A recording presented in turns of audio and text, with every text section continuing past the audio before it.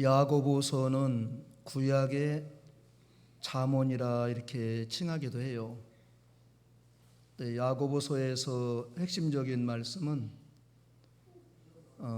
예수 믿는 하나님의 자녀들이 세상에 안 믿는 사람들 사이에서 어떻게 믿음으로 살아가야 될까, 이런 걸 말씀해 주는데, 오늘 여기 야고보는 성경에 야고보가 많이 나오는데요, 예수님의 12제자 가운데 세베대의 아들 야고보, 알페오의 아들 야고보, 예수님의 동생 야고보, 이 세 사람 가운데서 오늘 야고보를 기록한 야고보는 누굴까요? 예수님의 친동생 야고보예요. 그래서 이 야고보를 갖다가 예루살렘 교회 감독이었고 의롭다함을 받고, 그러고 원래 세베대의 아들 중에 야고보는 일찍이 순교를 했기 때문에 이 야고보를 기록한 시대는 없었어요. 그래서 예수님의 동생 야고보가 이제 예수님 부활하시고 나서 그 전에는 안 믿었습니다. 예수님 부활하시고 나서 이제 예수를 믿고 그랬는데, 예수님의 동생이 4사람 있었죠. 예수님의 동생은 첫째 요셉, 야고보, 유다, 시몬, 4사람이 있었는데, 예수님이 동생이 없었다는 가톨릭의 그 이야기는 굉장히 성경에서 벗어난 그러한 이야기지요. 그래서 오늘 야고보서는 예수님의 친동생 야고보가 기록했다. 그렇기 때문에 좀 의미가 여러 가지 달라요. 예수님의 제자 가운데 제자들이 기록한 성경하고 예수님의 친동생 야고보가 기록한 성경하고 좀 이렇게 여러 가지 다른 면들이 좀 있습니다. 오늘 여기서 야고보가 이제 1장 1절부터 특이한 것은 1절에는 자기를 갖다가 주님의 종이라고 그러는데, 되게 그 위대하신 예수님의 친동생 같으면 우월감이 있을 것 같아요. 그렇지 않아요? 예를 들면 우리의 친형이었는데 나중에 알고 보니까는 하나님이었고 예수님이었고 구세주였고 대단한 분이었다 그러면은 좀 우월감이 있을 텐데, 전혀 그런 게 없어요. 1장 1절에 딱 들어가면서 주의 종 이렇게 나가요. 나도 주님의 종이다. 그리고 2절에는 거기서 여러 가지 시험을 만났을 때 크게 어떻게 해라? 기뻐해라. 그 당시 흩어져 있는 나그네들 굉장히 힘들었거든요.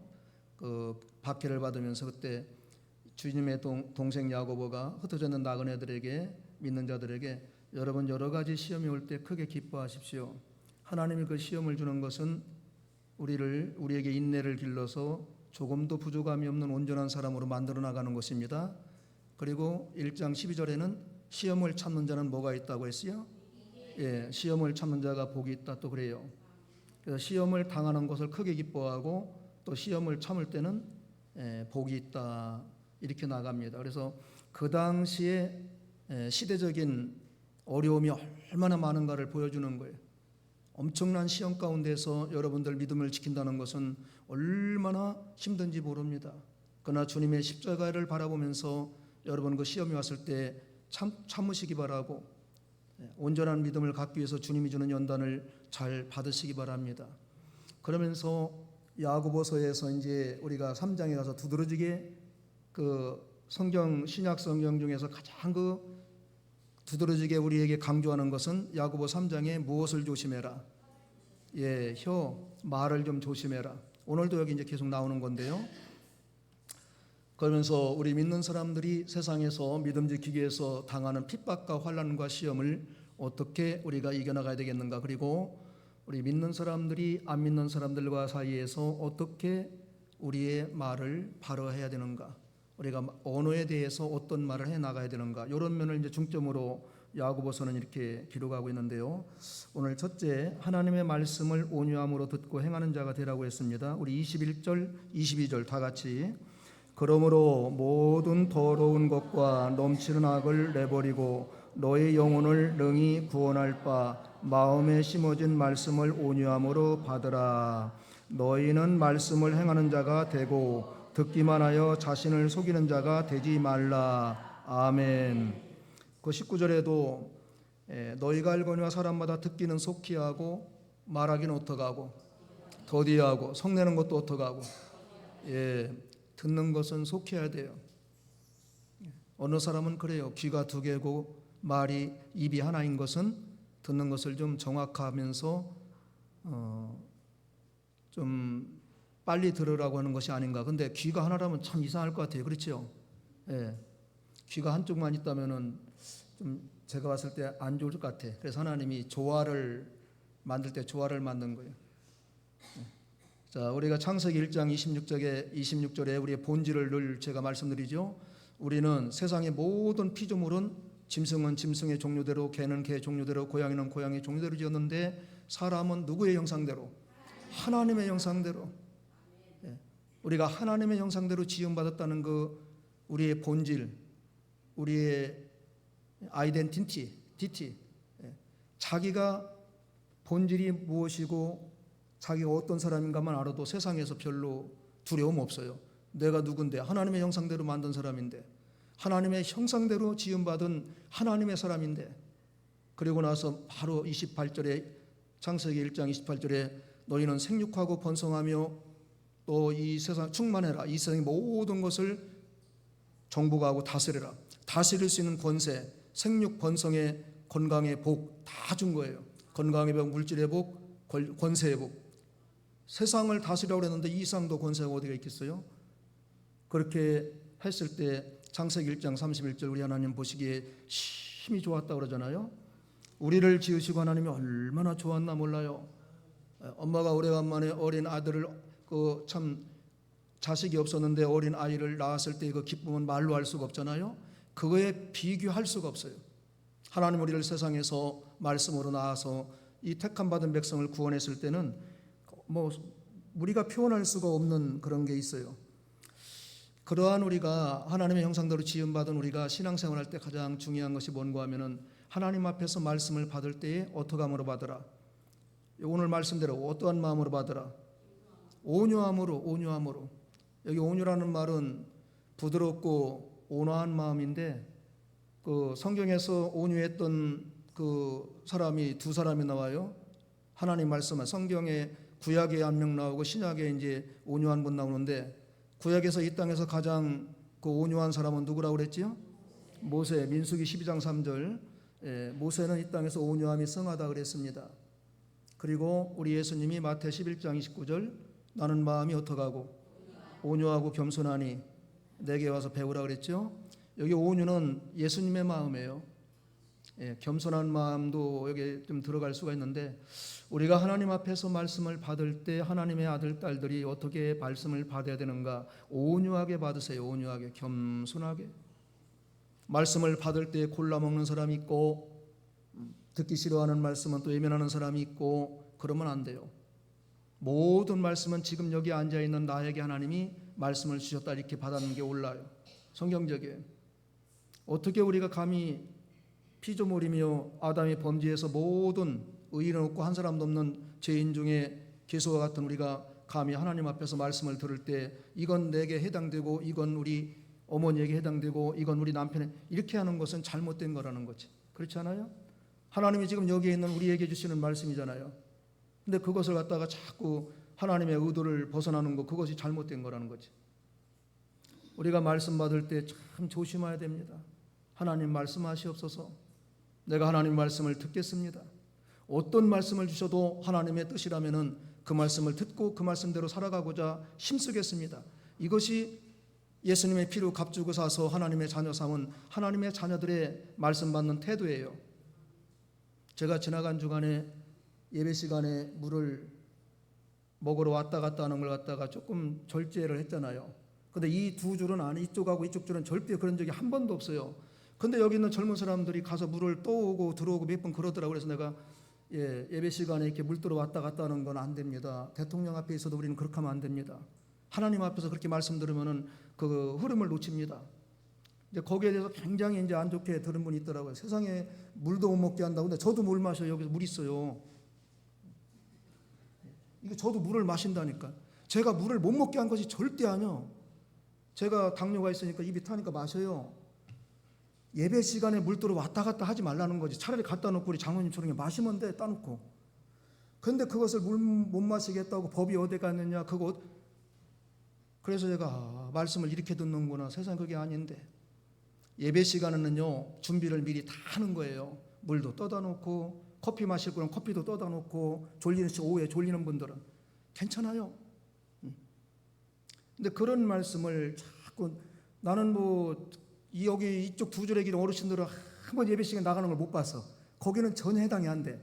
근데 이쪽에 있는 젊은 분들이 물통 갖고 나가서 떠오다가 또 주고 그러더라고. 그래서 저건 안 되는데 누가 이걸 좀 앉아 있으니까 모르잖아요. 누가 제재를 시켜야 되는데 제가 이제 이 말씀을 좀 오후에 드렸더니 이제 그것이 이제 굉장히 궁금했나 봐요. 그런데 여러분 예배 시간에 물 마시는 건 절대 잘못된 건 아니고 물 들어 왔다 갔다 하는 것이 그건 좀 삼가해 달라는 그런 의미입니다. 그래서 우리가 하나님의 말씀을 들을 때 참 조심해야 돼요. 읽을 때도 조심해야 되지만은 어떤 분은 그래서 무릎 꿇고 말씀 읽어요. 하나님 말씀을 읽을 때 졸다 자다 그냥 이렇게 읽는 것도 참 예의가 아니에요. 오늘 이렇게 예배 시간에 우리가 로마서 12장 1절에 보면은 너희 몸을 산 제사로 하나님께 드려서 이거 드리라 그리하면 이것이 하나님이 받으시는 합당한 예배, 영적 예배인데 그 영적인 이런 의미는 본문에 보면은 그게 합당한 예배예요. 이러한 예배를 드렸을 때 하나님이 기뻐하시고 그 다음에 우리가 마음에 새롭게 변화를 받아서 이 세대를 본받지 않습니다. 그리고 하나님의 로마서 12장 2절에 보면은 하나님의 선하시고 기뻐하시고 온전한 뜻을 분별할 수 있는 지혜와 능력이 말씀을 통해서 있는 거예요. 하나님의 말씀이 깨닫지 못하면은 세상 가서 구별을 못해요. 지금 내가 하고 있는 것이 하나님의 영광인지 하나님의 뜻인지 아니면 내 기분 좋게 하는 거지 이것이 외적 감동인지 내 속에 깊이 들어있는 영적인 감동인지를 구분을 못해요. 근데 말씀을 온유하게 받아갖고 은혜를 받아놓으면은 그게 구분이 돼요. 이건 내가 일시적인 거고 이건 외적 감동이고 이것은 내가 잠시 기분은 좋지만은 나중에 공허한 거고 사라지는 거구나. 이걸 구별할 수가 있거든요. 그래서 그것을 성경을 통해서 우리가 이제 가져야 되는 거지요. 성경에서 하나님의 말씀을 하나님의 말씀으로 받아서 믿음의 능력도 믿음의 역사와 사랑의 수고와 소망의 인내가 있던 교회가 딱 한 군데 있는데 그 교회 이름이 뭐지요? 데살로니가 교회. 데살로니가 교회. 그렇죠? 데살로니가 2장 13절에 보면 데살로니가 교인들은 하나님의 말씀을 받을 때 사람의 말로 받지 아니하고 누구의 말씀으로? 하나님의 말씀으로. 우리가 하나님의 말씀을 이 시간 하나님 앞에서 듣는다면 자세가 달라지고 행동이 달라지고 모든 모습이 달라져요. 어떻게 그 거룩하시고 위대하시고 영광의 하나님의 말씀을 하나님 앞에서 듣는 우리가 하나님의 말씀을 들을 때 고를 수가 있고 이 말씀은 아니고 또 말씀을 듣고 나서 마음이 불편하고 이건 저로서는 상상이 안 돼요. 제가 그러잖아요. 주일학교 학생이 앞에 나와서 성경을 그대로만 읽어줘도 하나님의 말씀으로 받은 것이 그게 온유한 마음이고 겸손한 마음이라고요. 우리가 그렇게 해야 돼요. 하나님의 말씀을 받는 태도가 참 하나님 보시기에 너무 우리가 부족합니다. 그래서 마태오 5장 1절에도 팔복을 말씀할 때 우리 하나님께서 온유한 자는 뭐가 있나니? 복이 있나니 천국이 너희 것입니다. 마음을 온유하게 가져라 그래야만 복이 있다. 왜? 온유하면은 모든 게 해결돼요. 부드럽고 온화하기 때문에 겸손해지고 다른 사람을 핍박하지 않고 말을 조심하고 그래요. 그런 심령 속에 말씀이 들어가면 어떻게 되겠어요?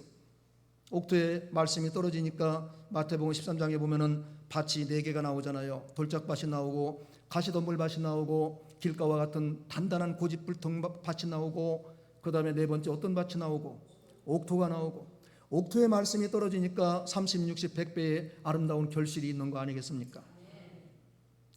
달고 달아서 굳어진 마음은 말씀이 떨어져야 씨가 안 나요. 돌짝밭과 같이 내 속에 완고한 자아가 있는 사람도 마찬가지. 가시덤불, 세상 모든 재리와 염려 가운데 늘 세상 속해 있는 그런 밭도 하나님의 말씀이 떨어져야 열매가 안 납니다. 하나님의 말씀은 요한계시록 1장 3절에도 이 예언의 말씀을 읽는 자 복이 있고 듣는 자 복이 있고 지키는 자 뭐가 있느니라? 복이 있느니라. 하나님은 말씀을 통해서 이 땅에 오셨고 요한복음 1장 1절 이 말씀은 곧 하나님이라. 요한일서 1장 1절에도 이 말씀이 곧 하나님이라.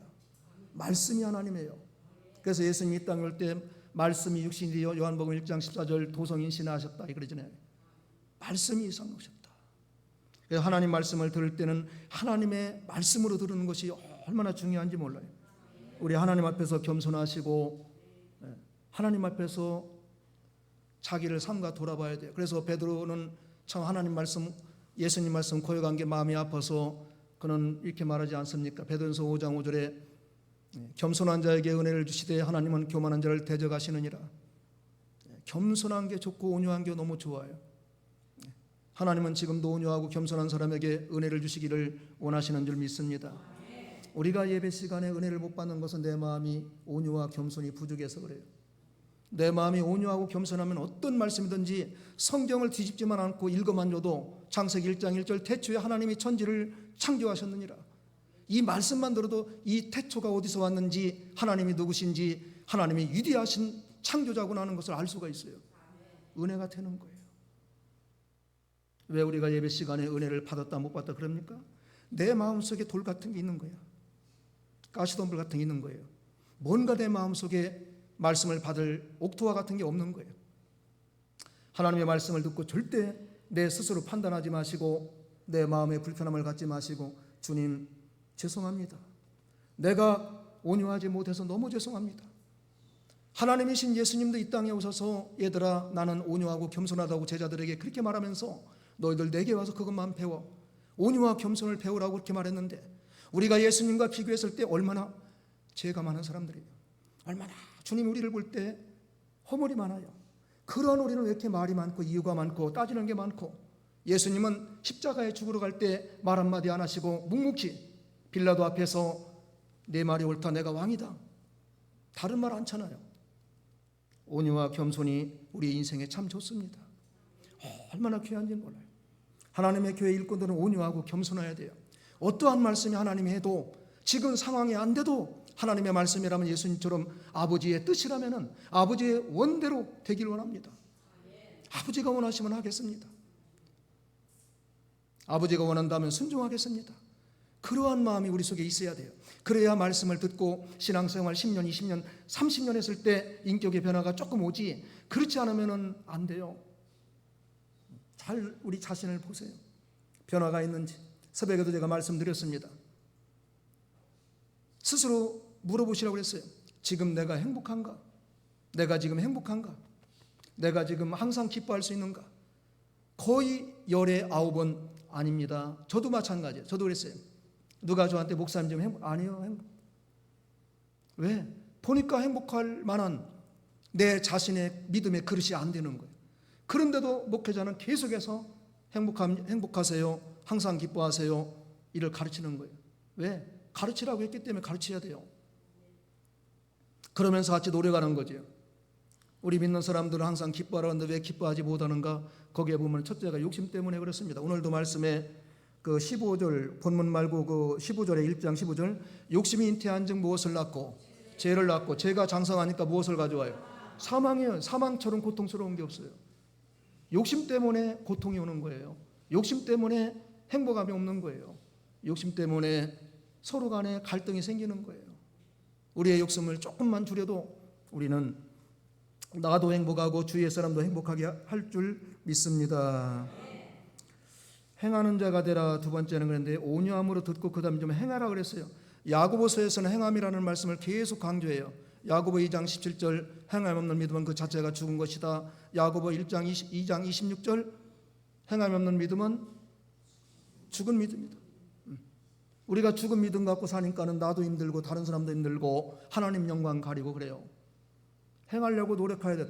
행한다고 해서 이게 우리가 다 됐다면 지금 예수님 다 닮아가는데 그렇게 안 되잖아요. 이 말씀을 듣고는 뭔가 한 가지 지키려고 애를 써야 돼. 오늘 야고보서를 통해서 하나님 말씀 예배 시간에 받을 때 좀 온유하고 겸손하게 받아야 되겠구나. 아멘 아멘 하면서 그 말씀을 받아야 되겠구나. 그리고 그 말씀을 받고 나아가서는 이 말씀대로 살려고 무던히 노력해야 되겠구나. 무던히 노력해야 돼요. 노력 안 하면 힘듭니다. 두 번째는 복음의 말씀을 듣고 행하는 자가 복을 받는다고 했습니다. 25절 다 같이 자유롭게 하는 온전한 율법을 들여다보고 있는 자는 듣고 잊어버리는 자가 아니요 실천하는 자니 이 사람은 그 행하는 일에 복을 받으리라. 아멘. 여기 자유롭게 하는 온전한 율법은 복음을 가리켜요. 복음의 핵심은 두 가지예요. 첫째는 뭐라고 그랬죠? 십자가의 죽음, 두 번째는 부활. 복음은 십자가와 부활을 가리키는 거예요. 그 복음의 말씀을 듣고 그 말씀대로 예수님의 가신 십자가의 길, 그 다음에 부활의 생명. 우리가 이 부활의 생명이 있다는 것이 얼마나 귀한지 몰라요. 요한복음 11장 25, 26절 나는 부활이요 생명이니 나를 믿는 자는 죽어도 살겠고 살아서 거듭나서 나를 믿는 자는 영원히 죽지 아니하리니 믿습니까? 나를 믿는 자는 육신은 죽어도 영원히 산다 이거예요. 영원히 사는 생명이 우리 속에 있는데 육신이 관 속에 들어가도 아무 상관없어요. 언젠가는 들어가는데 뭐 들어갔잖아요 우리 조상들이. 그건 그냥 필연적인 거야. 단지 죽어도 사는 영적인 생명. 요한복음 3장 5절 물과 성령으로 거듭난 그 영원히 사는 생명이 우리에게 있어요. 산과 안상을 어떻게 하느냐? 고린도서 12장 3절 성령이 우리 안에 계시지 않고는 예수를 주라고 할 수 있어요 없어요? 없어요. 성령이 우리에게 왔다는 건 거듭난 영혼이라는 증거예요.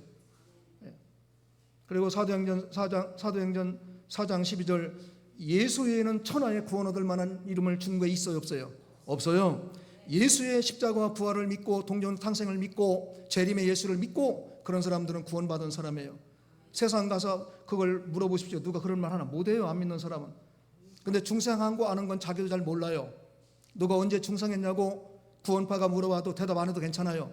내가 확실한 것은 내 지금 죽어도 천국 간다. 예수님은 나를 위해서 내 죄 때문에 십자가에 죽으시고 사망 권세 이기시고 3일 만에 부활했다. 그것이 확실히 믿어진다. 그러면 구원받은 거예요. 그런데 미혹당할 이유가 없어요. 복을 받는다 그랬어요. 우리가 하나님 말씀을 듣고 순종해야 되는 것은 당연한 거야. 너무 당연한 거예요. 집에서 부모님의 옳은 말씀을 듣고 우리가 그대로 순종해야 돼요 안 해야 돼요? 해야 돼요. 근데 하나님은 너무나 안 하니까는 뒤에다가 뭘 준다고 그랬어요? 복을 준다고 그러는 거예요. 복을 준다. 너무 안 했거든 이스라엘 백성이. 해도 너무 안 했거든. 오늘날 비슷하다고 아침에도 말씀했는데 오늘날 이스라엘과 우리가 너무 비슷해요. 홍해 앞에 원망하고 430년 종살이에서 자유로 인도하는 모세의 원망, 하나님 원망, 광해 끌고 나오니까는 광해에서 먹을 물이 없다고 원망, 양식이 없다고 원망. 이스라엘 백성은 전부 원망한 거예요. 그래서 민수기 14장 그 29절 그때의 말씀을 보면은요, 하도 하나님이 원망하니까 뭐라고 그랬는지 아세요? 그래 너희 말이 내 귀에 들린 대로 어떡하리라? 그대로 행해주리라. 그 말씀이 두 가지예요. 너희 말이 죽었으면 좋겠다고 한 사람들은 어떻게 하고? 죽게 만들고, 살았으면 좋겠다, 복 받으면 좋겠다, 부자 됐으면 좋겠다, 잘 됐으면 좋겠다 하는 사람들은 어떻게 해주고? 그렇게 해주고. 자 생각해봐요. 지금 어떤 말 하는 게 좋겠어요? 죽었으면 좋겠다, 살았으면 좋겠다? 살았으면 좋겠다. 굳이 우리 입으로 왜 자고 아침에 일어나서 알고 죽겠네 소리를 왜 하냐고. 알고 살겠네 해야지. 어떤 암 걸린 분이 그런 말을 한 거예요. 간호사한테. 내게 와서 아침마다 이 말 하면 뭐예요? 당신은 살아날 수 있습니다. 살아날 수 있습니다. 당신은 분명히 고칠 수 있다는 말을 계속 했는데 한 달인가 지나고 나니까 병이 싹 없어졌대요. 그 말을 자기가 믿은 거예요. 그냥 그대로. 우리 말이 얼마나 중요한지 이제 세 번째 가서 제가 강조하겠지만은 내가 한 말이 너무 중요한 거예요. 누구를 칭찬하면은 그 칭찬이 그 사람이 인생이 바뀌어져요. 내 자들 딸들이 바뀌어져요. 하나님 나 삽니다. 나 기쁩니다. 나 행복합니다. 그러면 점점 행복해지는 거예요. 근데 행복한데도 더 행복한 사람에 비교해서 하나님 나는 아직 불행합니다. 그러면 계속 불행해지는 거예요. 그좀 민수기 12장 아까 제가 말한 거 민수기 12장 39절에 그 말씀이 있어요. 12장 39절 14장 39절이 아니고 그래서 복을 받는다는 말씀을 이렇게 특별히 주신 것은 우리가 하나님의 말씀을 듣고 행하는 것은 너무나 부족하기 때문에. 그 다음에 세 번째입니다. 참된 경건은 이웃을 돕고 말을 삼가 조심하고 이웃을 돕고 세속에 물들지 않는 것이라고 했습니다. 우리 그러면 26, 27 다 같이 읽습니다. 누구든지 스스로 경건하다 생각하며 자기 혀를 재갈 물리지 아니하고 자기 마음을 속이면 이 사람의 경건은 헛것이라. 하나님 아버지 앞에서 정결하고 더러움이 없는 경건은 곧 고아와 과부를 그 환난 중에 돌보고 또 자기를 지켜 세속에 물리지 아니하는 그것이니라. 아멘. 여기 26, 27절에 경건이라는 단어가 계속 반복돼요. 26절에 2번이나 있고 또 27절에도 하나님 앞에서 부끄러움이 없는 더러움이 없는 경건. 경건이 중요하다는 걸 가르쳐요. 근데 경건, 하나님 앞에서 올바른 경건은 3가지예요. 그 정결하고 더러움 없는 경건, 그 보면은 이 경건이라는 것은 그 위에서 말했지만은 3가지로 이렇게 말하는데, 첫째 자기 혀에 뭘 어떡하고, 경건하다 생각하는 사람은 자기 혀에 무엇을 물려라? 재갈. 야고보 1장 야고보 3장 1절 2절에 그러잖아요. 혀에 재갈. 선생님들이 심판이 많다. 그래서 이 성도님보다 목사가 더 심판이 많아요. 왜? 한 번 그 실수하면은 전교인이 다 실수하게 되니까. 조심해야 돼. 리더들이라든지 그런 사람 조심해야 돼. 저도 그걸 인정해요. 제가 한번 성경 잘못 가르치면 여기 모든 분들이 다 잘못 배우니까. 그래서 거기에 말하자. 선생된 자들, 말 많이 하는 사람들은 이 혀에 재갈을 물리는 것이 낫다. 말에 실수가 없는 사람들은 어떤 사람이다? 온전한 사람이다. 아까 위에 온전 나왔잖아요. 온전. 첫째 온전도 말에 실수가 없어야 돼요. 경건도 말에 실수가 없어야 돼요.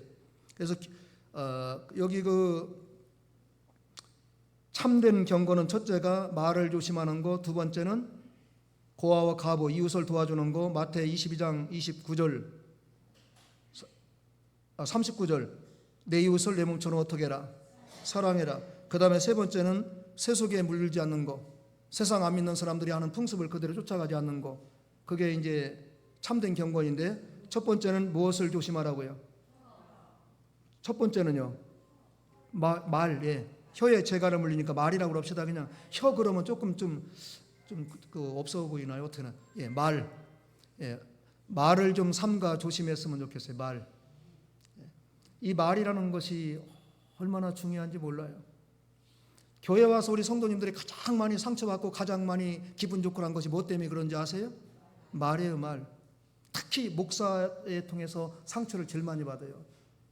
왜? 목사의 말에 은혜 받는 경우도 있지만은 도리어 상처받는 경우도 많아요. 왜? 잘못 이해가 되는 거예요. 전달 과정에서. 여러분 부부간의 대화를 나누다가도 부부간의 대화가 내가 말한 것이 남편이 그대로 이해가 되는 경우가 많아요, 적어요? 오히려 적어요. 둘이 가까운데 말하는데도 전달 내 의도와 상대방이 받는 의도가 전혀 다른 거예요. 그러니 여기서 제가 말할 때 제 성경적인 의도와 하나님의 의도와 받는 사람의 의도가 너무 차이가 나는 거예요. 그래서 하나님의 말씀을 받을 때에 우리의 마음을 어떻게 하라고요? 온유한 마음을 가지라는 거군요. 온유하지 않으면 곡해될 말이 엄청 많아요. 예를 들어 제가 11조 못하는 분한테 11조 하라고 하면 그분 벌써 열받는다고. 나한테 하는 거라는 거예요. 나한테 딱. 그렇게 받지 말라는 거지. 왜? 11조 성경에 하라고 그랬어요? 하지 말라고 그랬어요? 11조는 사람의 거예요? 하나님의 거예요? 하나님의 거. 말라기 3장 8절 10절 하나님의 걸 도둑질하고 나서 뻔뻔하게 앉아 있으면서도 전혀 그런 그 마음이 없으면 그건 안 되는 거거든. 세상에 하나님 말씀을 들으면 최소한 양심, 하나님 죄송해요. 제가 믿음이 없어서 이런 마음을 가져야지. 내가 11조 못하니까 목사님 나한테 공격한다. 이러면은 성경 못 가르쳐요. 저는 제가 오늘 여기서 내려가도 옳은 건 가르쳐야 돼. 잘못된 걸 안 가르쳐서 잘못했는데 복받는다면 그건 싹뿐이에요. 옳은 걸 가르치고 잘못된 건 지적해 줘야 그 사람이 바르게 되는 거예요. 진정한 부모라면 절대 자식이 잘못할 때 칼 갖고서 손을 벨 때 칼 빼야 해요. 뺏어요. 그러나 자기 아들이 아닌 사람은 어떻게 하는지 모르겠어요. 아니라 할지라도 그렇게 하면 안 돼요. 여러분의 영혼이 잘못되면 책임은 저에게 많습니다. 옳게 가르치는 걸 받아들이세요. 성경에 있으면 무조건 아멘 하세요. 그러나 성경에 없는 걸 가르치면 그때는 대들고 나와도 괜찮아요. 목사님 성경에 어디 그런 게 있습니까? 제가 다 성경 봐갖고 가르쳐줘야지. 성경의 말씀이라면 성경은 누구의 말씀? 디모데후서 3장 16절. 모든 성경은 성령의 감동으로 기록되었음에 책망과 교훈과 바르게 한겨 의로 교육하기에 유익한 말씀이다. 하나님의 성령의 감동으로 지은 말씀을 감히 우리가 골릅니까? 안 되는 거죠. 모든 성경에 사탄이 한 것도 있고 사람이 한 것도 있고 예수님이 한 것도 있는데 그것도 하나님의 성령의 감동으로 말한 거예요. 그래서 모든 성경이 다 하나님의 감동으로 기록된 거예요. 말을 삼가 조심하세요.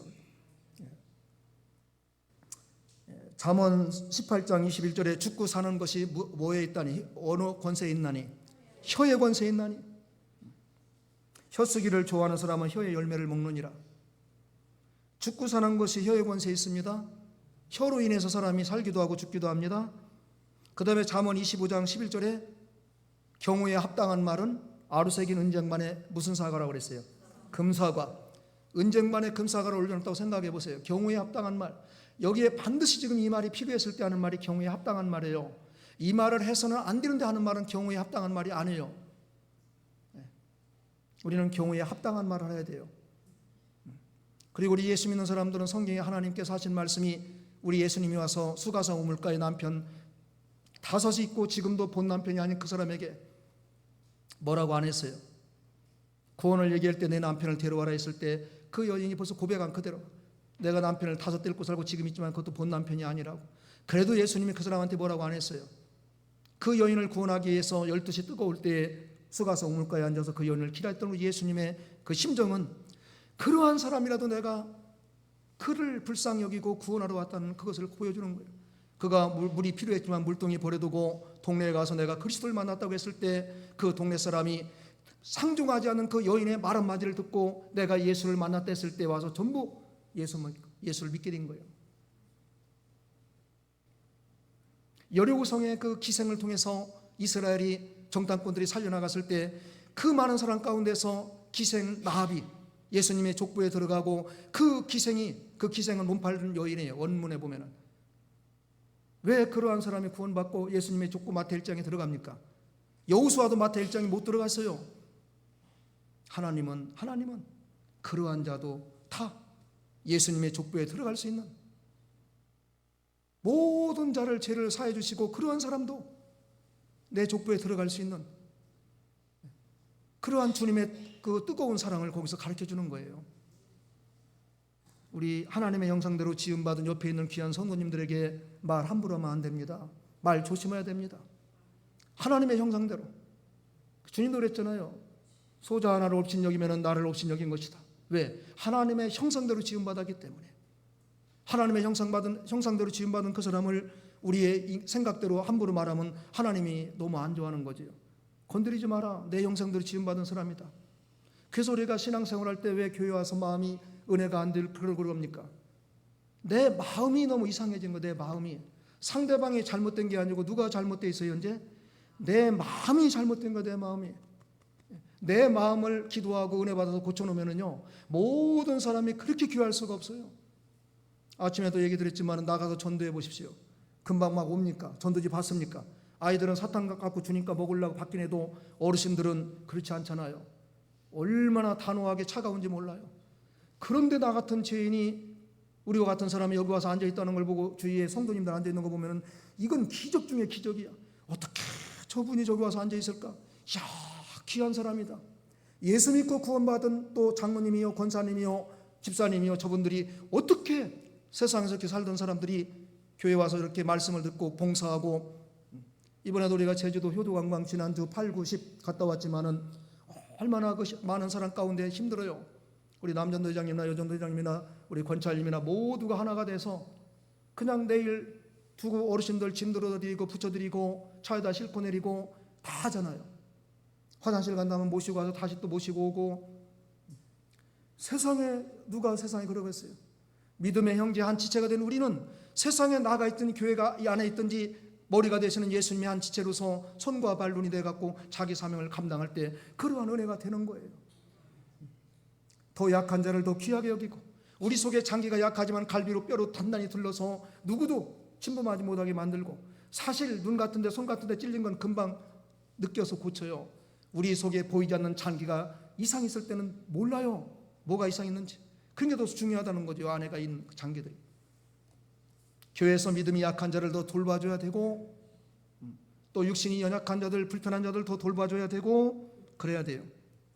말 조심해야 됩니다. 야고보 3장에 쭉 보면은 말은 작은 불씨와 같다 그랬고 어떻게 주일날 교회에서 찬송하다가 밖에 나가서는 저주하고 어떻게 한 물이 하루는 단물이 나고 하루는 쓴물이 나고 잘못된 거 아니냐. 참 우리가 부족해요.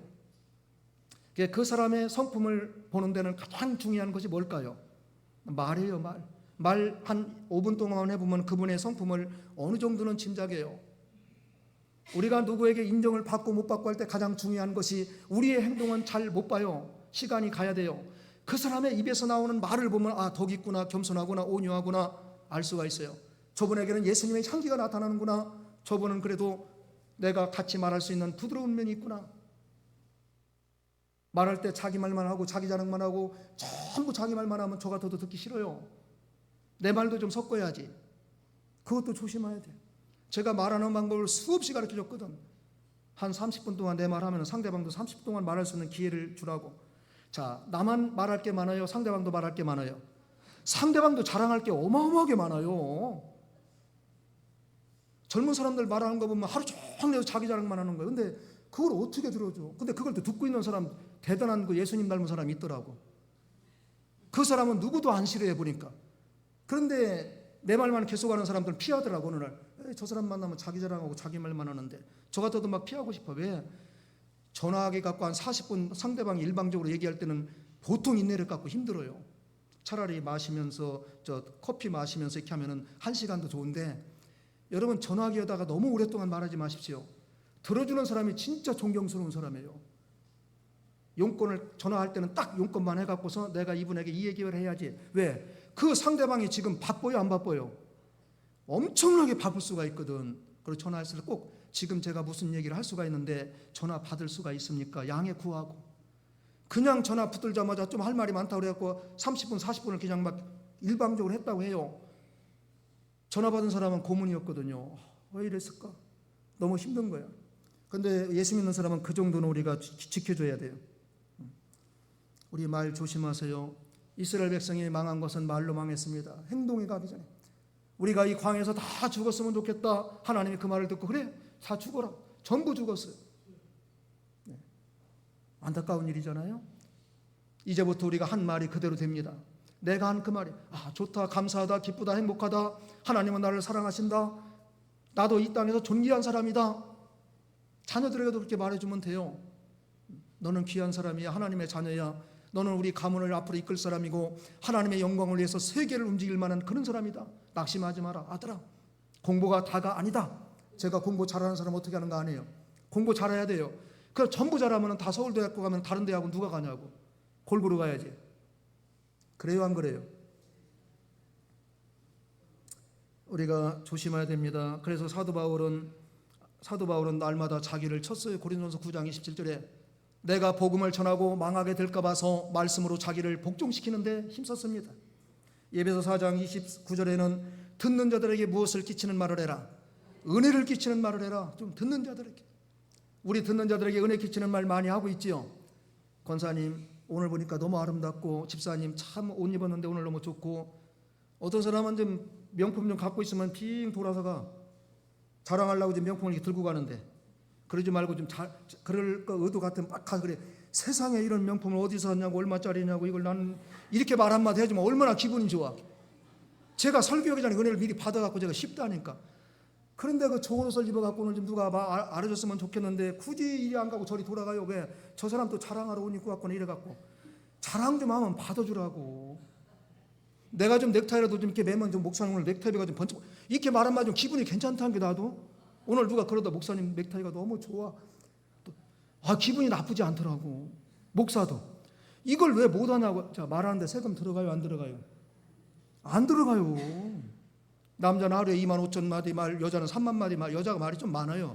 원래 여자는 말을 해야 산대. 또 그 말 중에 좋은 말을 얼마나 했나 생각해 보세요. 남자가 하루에 웃는 시간이 얼마예요? 90초. 90초. 1분 30초. 아이가 하루에 웃는 것이 몇 번 웃는지 아세요? 200번 웃어. 그 통계를 낸 거야. 유명한 그 대학에서 통계를 냈어요. 성경은 항상 기뻐해라, 쉬지 말고 기도해라, 감사해라 이런데 우리가 하나님 말씀을 얼마나 고해가는지 몰라요.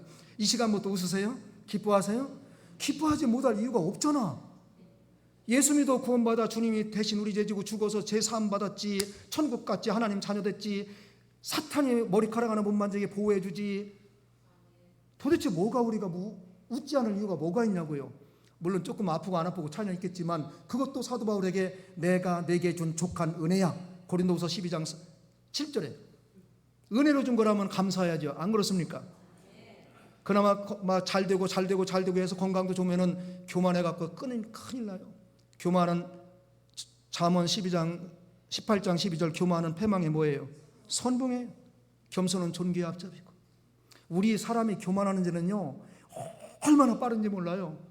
뭐 순식간에 교만해져요. 특히 목사님들 우월감 있고 어디 가나 자기가 먼저 해야 된다는 그게 다 있어요. 우선 우리 경목에 경찰서장이 그러면 목사님들은 다 우월감이 너무 많다고. 어디 가나 1등 해야 되고 어디 가나 특등해야 되고 어디 가나 대접받아야 되고. 그게 그러고 보니까 진짜 그런 거야. 근데 예수님은 오셔서 어떻게 했습니까? 그 높은 하늘에서 내려와서 낮아지고 멸시천재 받으시고 무덤속까지 내려가시고 그렇게 했던 예수님이 그렇게 했기 때문에 전 세계가 예수님의 앞에 무릎 꿇게 하시고 모든 기도를 누구의 이름으로 하게 하시고 예수의 이름으로 가장 밑으로 내려갔기 때문에 가장 세계에서 존귀한 이름을 주신 거예요.